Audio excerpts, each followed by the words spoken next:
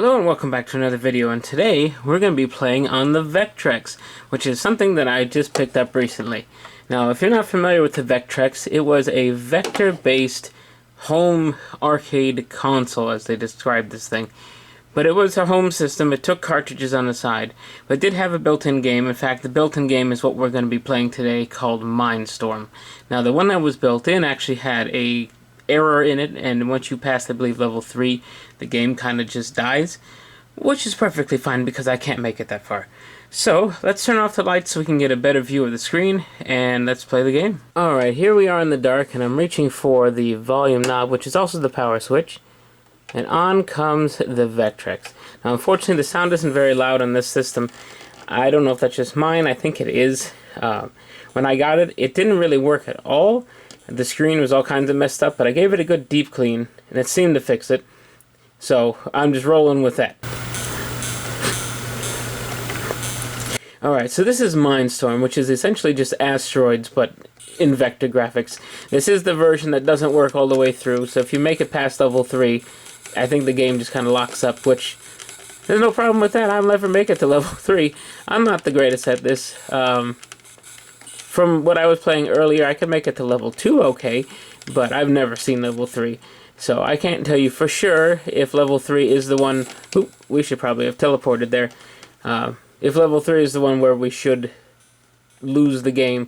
They did have a cartridge version of this that had a fixed, whatever code that was broken in the built-in version, it was fixed.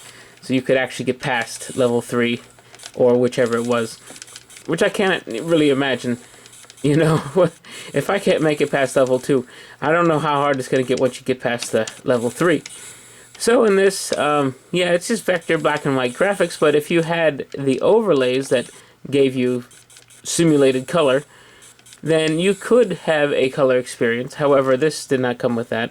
It came with just one more game called Scramble, which is kind of Defender-esque in a way, but also not side-scrolling, shooting, like an R-Type or a Gradius sort of deal.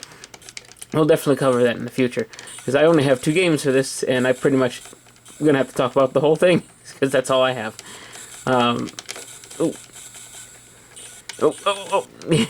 It's very stressful. Teleport, haha, that's it. I don't even know what the fourth button does, but at the moment I'm trying to focus as best I can to see if we can make it to round 2 here.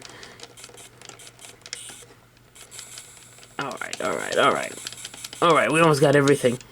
Don't die at the last minute.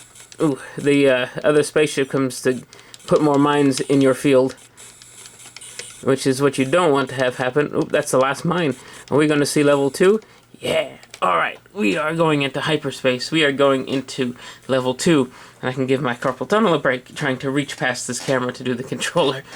Alright, let's see how far we can make it in round 2. Or minefield 2. Now these box mines are the ones that get me here. So when they explode, they shoot out a projectile at you directly. And you can hit it and blow it up. But if you're trying to take out something else around you as it's coming at you, well, good luck. So, yeah, you gotta be always watching, knowing when it's time to teleport, and not to just hit the turbo button and slam directly into a mine. That is definitely not the way to go about it. But that's what I just did. So we're gonna try not to do that again, and see if we can make it past these square mines.